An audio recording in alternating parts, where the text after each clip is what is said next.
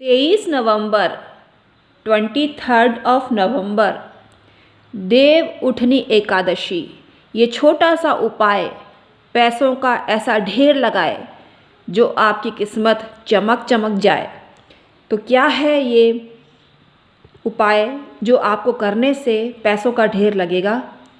ये आपको देव उठनी एकादशी के दिन करना है, जो है 23 यानी 23 नवंबर। देव उठनी एकादशी का व्रत है सबका और स्वयं सिद्ध मुहूर्त है, ये अबूझ मुहूर्त है। सभी शुभ काम इस दिन करके आप लाभान्वित हो सकते हैं। Hi everyone, my name is doctor Uma Shri. मैं अपने YouTube channel doctor Uma Shri में आप सभी भाई बहनों का बहुत स्वागत करती हूँ। आपकी हमेशा प्रोग्रेस होती रहे, यह ब्लेसिंग्स देते हुए आज का वीडियो स्टार्ट करती हूँ। जानकारी पसंद आए तो लाइक करें, शेयर करें और कमेंट सेक्शन में ओम नमः शिवाय और जय माता दी अवश्य प्रेषित करें। दीपावली के बाद कार्तिक शुक्ल पक्ष की एकादशी को देव प्रबोधिनी एकादशी या देव उठनी एकादशी कहा जाता है। इस दिन कुछ नियम कायदे होते हैं जिनको आपको पालन करने से लाभ मिलता है और पैसों की जमात आपके जीवन में उपस्थित हो जाती है। आपको प्रातःकाल फर्श को साफ पानी से धोकर खड़िया मिट्टी या गेरू से देव उठनी एकादशी का चित्र बनाकर उस पर 1 रुपया, गुड़ और मूली, बैंगन, सिंघाड़े और बेर उस स्थान पर रखना चाहिए और परात से ढक देना चाहिए। रात को बजाकर देव उठने के गीत या बधाई गावें। इससे आपको ज़बरदस्त फ़ायदा मिलता है। तो आपको ज़बरदस्त फ़ायदा मिलने के लिए ये उपाय करना ज़रूरी है। जो हम आपको बताने जा रहे हैं वो डिफरेंट उपाय है, पूरा वीडियो देखेंगे तभी जान पाएंगे। आषाढ़ मास की शुक्ल पक्ष की जो एकादशी होती है उसको देव शयन एकादशी कहा जाता है और कार्तिक शुक्ल पक्ष की एकादशी के दिन देव जगते हैं। ये शुभ कार्य की शुरुआत होती है। इस दिन शुभ कार्य यानी विवाह आदि की शुरुआत हो जाती है और ये पूजा स्थान में कुछ नियम कायदों को फॉलो करते हैं तो आपको फ़ायदा मिलता है। और आप तो जानते ही हैं कि तुलसी जी का विवाह भी इस दिन किया जाता है और देव शयन देव उठनी एकादशी को व्रत भी होता है। तो इस दिन आपको नियम कायदे का पालन करना चाहिए और आपको शालिग्राम जी की पूजा करनी चाहिए। तुलसी माता का विवाह शालिग्राम जी जो विष्णु का ही स्वरूप है, भगवान विष्णु का ही स्वरूप है। इनके पूर्व जन्म की कथा आपको पता ही होगी तो आपको अधिक जिज्ञासा होगी, लेकिन हम किसी अन्य वीडियो में आपको बताएंगे और हम पूर्व में अनेक वीडियो में ये जानकारी दे चुके हैं। संभव हुआ तो नई वीडियो बनाकर आपको जानकारी देंगे। लेकिन जो गंडकी नदी है उसमें शालिग्राम जी का निवास होता है और विष्णु जी को जो श्राप मिला था, श्राप को सत्य करने के लिए भारतवर्ष में पाषाण यानी शालिग्राम बन के मैं रहूँगा, वो शास्त्रों में ये कहते हैं। और गंडकी नदी के तट पर मेरा वास होगा, भगवान विष्णु हरि स्वयं कह रहे हैं। और वहाँ रहने वाले करोड़ों कीड़े और अपने तीखे दांत रूपी आयुधों से काट काट के निशान बनाते हैं पाषाण पर, तो चक्र का निशान बन जाता है। ये स्वयं भगवान विष्णु ने कहा है। पश्चाताप स्वरूप बाजार में नकली शालिग्राम से आप सावधान रहें, क्योंकि नकली शालिग्राम जी भी मिलते हैं और आपको असली शालिग्राम लेने के लिए ये ध्यान रखना चाहिए कि वो असली शालिग्राम ही हो। भगवान श्री हरि कहते हैं कि एक द्वार का चिन्ह और 4 चक्र जिसमें होते हैं वनमाला से विभूषित होते हैं और नवीन मेघ के समान श्याम वर्ण का जो पाषाण होता है वो लक्ष्मी नारायण स्वरूप होता है। ऐसे शालिग्राम को अपने घर में स्थान देना चाहिए। और शालिग्राम जी के भी अलग अलग नाम है, तो इस बारे में विषय का विस्तार हो जाएगा तो किसी अन्य वीडियो में आपको जानकारी देंगे।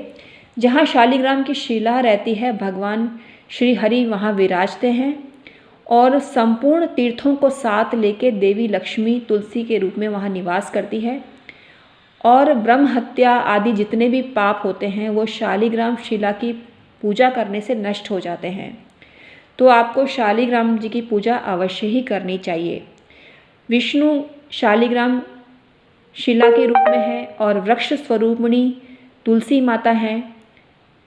इनकी पूजा जो करता है वो पुण्यों की वृद्धि करने वाला काम करता है। और जो व्यक्ति शालिग्राम पर तुलसी के पत्र को अर्पित करता है उसको सब पुण्यों की प्राप्ति होती है और पति पत्नी संबंध मिठास को प्राप्त होते हैं। आपको लेने हैं 11 तुलसी के पत्ते और उनको मोली में बांध देना है, मतलब मोली रूपी धागों में बांध देना है। सुई से काम नहीं करना है ऐसे ही, और गोंद से चिपकाने का काम भी ना करें। उसको लपेटते जाइए तुलसी को। 11 पत्ते, 11 एकादशी की संख्या भी 11 होती है, 11 हम उसको बोलते हैं। तो 11 तुलसी के पत्ते लीजिए और उसको शालिग्राम शिला पर लपेट दीजिए और मानसिक रूप से तुलसी मंत्र का जाप करें, तुलसी चालीसा पढ़ें तो आपको अत्यंत लाभ मिलता है। तुलसी के पौधे के समक्ष बैठकर आपको ये मंत्र अवश्य जपना चाहिए। तुलसी माता का पूजन करें, ध्यान करें, तुलसी स्तवन का पाठ करें, आपको YouTube पर आसानी से मिल जाएगा। और इस मंत्र का जाप करें, श्रीम ह्रीम क्लीम ऐं वृंदावन्ये स्वाहा। इस मंत्र से तुलसी की विधिवत पूजा करें तो आपको सभी सिद्धियां प्राप्त हो जाती हैं, जिसके फलस्वरूप आपके जीवन में पैसा ही पैसा आने लगता है। जो मनुष्य इस दिन घर के भीतर लगाई हुई तुलसी का पूजन करता है उसको धन, पुत्र, हरि भक्ति प्राप्त होती है। प्रातःकाल तुलसी माता का दर्शन करने से स्वर्ण दान का शुभ फल आपको प्राप्त हो जाता है। जो मनुष्य प्रातःकाल स्नान करने के बाद तुलसी वृक्ष का दर्शन करता है उससे सब तीर्थों का संसर्ग प्राप्त हो जाता है। तो तुलसी व्रत करना शुभ माना गया है। और एकादशी के दिन, देवउठनी एकादशी के दिन आप तुलसी माता के निमित्त व्रत करते हैं या किसी भी विष्णु भगवान के निमित्त आप व्रत करते हैं तो आपको अत्यंत शुभ फल की प्राप्ति होती है। भगवान विष्णु तुलसी दल से तृप्त होते हैं। तुलसी पत्र को उन पर अर्पित अवश्य करना चाहिए। तुलसी मंजरी से विष्णु भगवान का पूजन जो करता है कार्तिक मास में उसको अत्यंत सैकड़ों वाजपेयी यज्ञ के जो फल प्राप्त होता है, 10,000 गायों को दान करने का जो फल प्राप्त होता है, वही फल कार्तिक मास में तुलसी के पत्तों तथा तुलसी मंजरी से भगवान विष्णु का इस दिन पूजन करने से उसको प्राप्त होता है। जो तुलसी पत्र से भगवान विष्णु की पूजा करता है उसको जीवन में हर पुण्य प्राप्त होते हैं। तुलसी के जो वृक्ष होता है उसकी मिट्टी जो ललाट पे लगाता है, कंठ पे लगाता है, दोनों कानों पे लगाता है, दोनों हाथों पे लगाता है, स्तन पर लगाता है, मस्तक पर लगाता है, पीठ पर लगाता है, दोनों बगलों पर लगाता है और नाभि पर लगाता है, वो पुण्यात्मा होता है और उसको सब पापों से मुक्ति मिल जाती है। इतना पवित्र होता है तुलसी माता का वृक्ष। तो हमने आपको संपूर्ण जानकारी इस वीडियो में देने का प्रयास किया है। हम हैं एस्ट्रोलॉजर और वास्तु कंसल्टेंट डॉक्टर उमाश्री। आज का वीडियो समाप्त करते हैं, फिर हाजिर होंगे नए वीडियो के साथ में। Thank you.